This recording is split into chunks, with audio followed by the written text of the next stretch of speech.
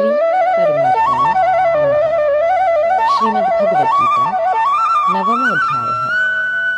श्री भगवान बोले, तुझ दोष दृष्टि रहित भक्त के लिए इस परम गोपनीय विज्ञान सहित ज्ञान को पुनः भली भांति कहूंगा, जिसको जानकर तू दुख रूप संसार से मुक्त हो जाएगा। यह विज्ञान सहित ज्ञान सब विद्याओं का राजा, सब गोपनीयों का राजा, अति पवित्र, अति उत्तम, प्रत्यक्ष फल वाला, धर्मयुक्त, साधन करने में बड़ा सुगम और अविनाशी है। हे परंतप, इस उपर्युक्त धर्म में श्रद्धा रहित पुरुष मुझको न प्राप्त होकर मृत्यु रूप संसार चक्र में भ्रमण करते रहते हैं। मुझ निराकार परमात्मा से यह सब जगत जल से बर्फ के सदृश परिपूर्ण है और सब भूत मेरे अंतर्गत संकल्प के आधार स्थित हैं, किंतु वास्तव में मैं उनमें स्थित नहीं हूँ। वे सब भूत मुझ में स्थित नहीं हैं, किंतु मेरी ईश्वरीय योग शक्ति को देख कि भूतों का धारण पोषण करने वाला और भूतों को उत्पन्न करने वाला भी मेरा आत्मा वास्तव में भूतों में स्थित नहीं है। जैसे आकाश से उत्पन्न सर्वत्र विचरने वाला महान वायु सदा आकाश में ही स्थित है, वैसे ही मेरे संकल्प द्वारा उत्पन्न होने से संपूर्ण भूत मुझ में स्थित हैं, ऐसा जान। हे अर्जुन, कल्पों के अंत में सब भूत मेरी प्रकृति को प्राप्त होते हैं, अर्थात प्रकृति में लीन होते हैं, और कल्पों के आदि में उनको मैं फिर रचता हूँ। अपनी प्रकृति को अंगीकार करके स्वभाव के बल से परतंत्र हुए संपूर्ण भूत समुदाय को बार बार उनके कर्मों के अनुसार रचता हूँ। हे अर्जुन, उन कर्मों में आसक्ति रहित और उदासीन के सदृश, अर्थात जिसके संपूर्ण कार्य कर्तृत्व भाव के बिना अपने आप सत्ता मात्र से ही होते हैं, उसका नाम उदासीन के सदृश है। उन कर्मों में आसक्ति रहित और उदासीन के सदृश स्थित मुझ परमात्मा को वे कर्म नहीं बांधते। हे अर्जुन, मुझ अधिष्ठाता के सकाश से प्रकृति चराचर सहित सर्व जगत को रचती है, और इस हेतु से ही यह संसार चक्र घूम रहा है।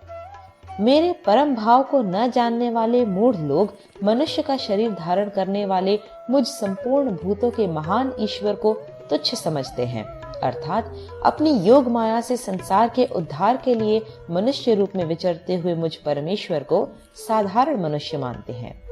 वे व्यर्थ आशा, व्यर्थ कर्म और व्यर्थ ज्ञान वाले विक्षिप्त चित्त अज्ञानी जन राक्षसी, आसुरी और मोहिनी प्रकृति को ही धारण किए रहते हैं। परंतु हे कुंती पुत्र, दैवी प्रकृति के आश्रित महात्मा जन मुझको सब भूतों का सनातन कारण और नाश रहित अक्षर स्वरूप जानकर अनन्य मन से युक्त होकर निरंतर भजते हैं। वे दृढ़ निश्चय वाले भक्त जन निरंतर मेरे नाम और गुणों का कीर्तन करते हुए तथा मेरी प्राप्ति के लिए यत्न करते हुए और मुझको बार बार प्रणाम करते हुए सदा मेरे ध्यान में युक्त होकर अनन्य प्रेम से मेरी उपासना करते हैं।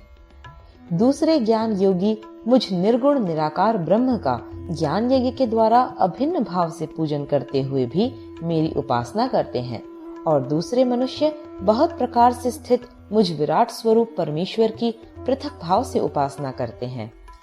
क्रतु मैं हूँ, यज्ञ मैं हूँ, स्वधा मैं हूँ, औषधि मैं हूँ, मंत्र मैं हूँ, घृत मैं हूँ, अग्नि मैं हूँ, और हवन रूप क्रिया भी मैं ही हूँ। इस संपूर्ण जगत का धाता अर्थात धारण करने वाला एवं कर्मों के फल को देने वाला, पिता, माता, पितामह, जानने योग्य, पवित्र ओंकार तथा ऋग्वेद, सामवेद और यजुर्वेद भी मैं ही हूँ। प्राप्त होने योग्य परम धाम, भरण पोषण करने वाला, सबका स्वामी, शुभाशुभ का देखने वाला, सबका वास स्थान, शरण लेने योग्य, प्रत्युपकार न चाहकर हित करने वाला, सबकी उत्पत्ति प्रलय का हेतु, स्थिति का आधार, निधान और अविनाशी कारण भी मैं ही हूँ। टिप्पणी: प्रलय काल में संपूर्ण भूत सूक्ष्म रूप से जिसमें लय होते हैं, उसका नाम निधान है। मैं ही सूर्य रूप से तपता हूँ, वर्षा का आकर्षण करता हूँ और उसे बरसाता हूँ।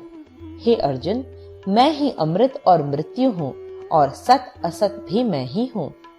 तीनों वेदों में विधान किए हुए सकाम कर्मों को करने वाले, सोम रस को पीने वाले, पाप रहित पुरुष मुझको यज्ञों द्वारा पूजकर स्वर्ग की प्राप्ति चाहते हैं।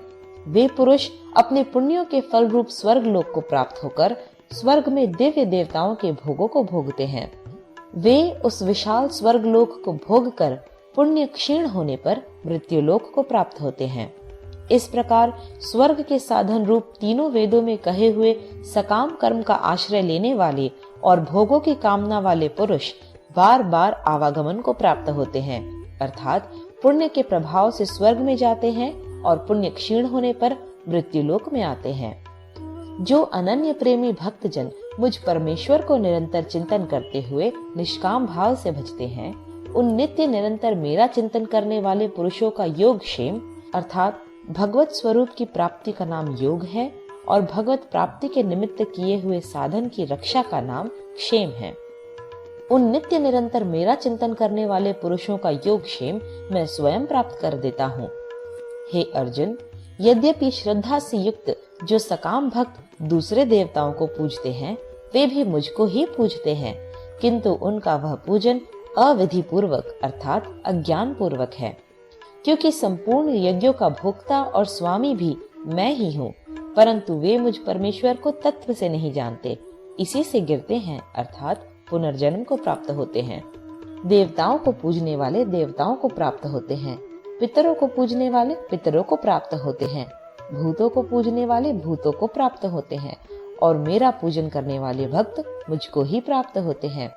इसलिए मेरे भक्तों का पुनर्जन्म नहीं होता। जो कोई भक्त मेरे लिए प्रेम से पत्र, पुष्प, फल, जल आदि अर्पण करता है, उस शुद्ध बुद्धि निष्काम प्रेमी भक्त का प्रेम पूर्वक अर्पण किया हुआ वह पत्र पुष्पादि मैं सगुण रूप से प्रकट होकर प्रीति सहित खाता हूँ।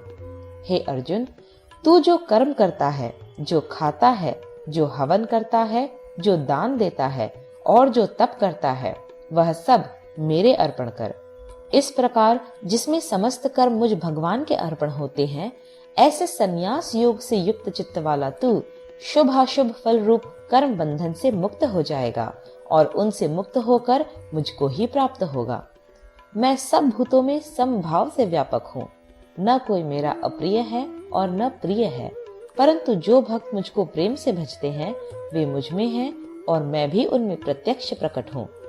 टिप्पणी: जैसे सूक्ष्म रूप से सब जगह व्यापक हुआ भी अग्नि साधनों द्वारा प्रकट करने से ही प्रत्यक्ष होता है, वैसे ही सब जगह स्थित हुआ भी परमेश्वर भक्ति से भजने वाले के ही अंतःकरण में प्रत्यक्ष रूप से प्रकट होता है।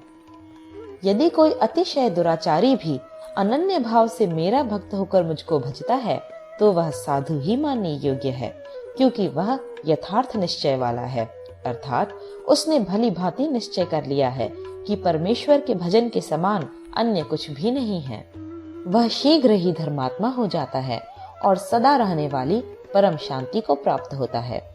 हे अर्जुन, तू निश्चय पूर्वक सत्य जान कि मेरा भक्त नष्ट नहीं होता। हे अर्जुन, स्त्री, वैश्य, शूद्र तथा पाप योनि, चांडाल आदि जो कोई भी हो, वे भी मेरे शरण होकर परम गति को ही प्राप्त होते हैं। फिर इसमें कहना ही क्या है, जो पुण्यशील ब्राह्मण तथा राजर्षि भक्तजन मेरी शरण होकर परम गति को प्राप्त होते हैं। इसलिए तू सुख रहित और क्षण भंगुर इस मनुष्य शरीर को प्राप्त होकर निरंतर मेरा ही भजन कर। मुझ में मन वाला हो, मेरा भक्त बन, मेरा पूजन करने वाला हो, मुझको प्रणाम कर। इस प्रकार आत्मा को मुझ में नियुक्त करके मेरे परायण होकर तू मुझको ही प्राप्त होगा। 9वां अध्याय समाप्त।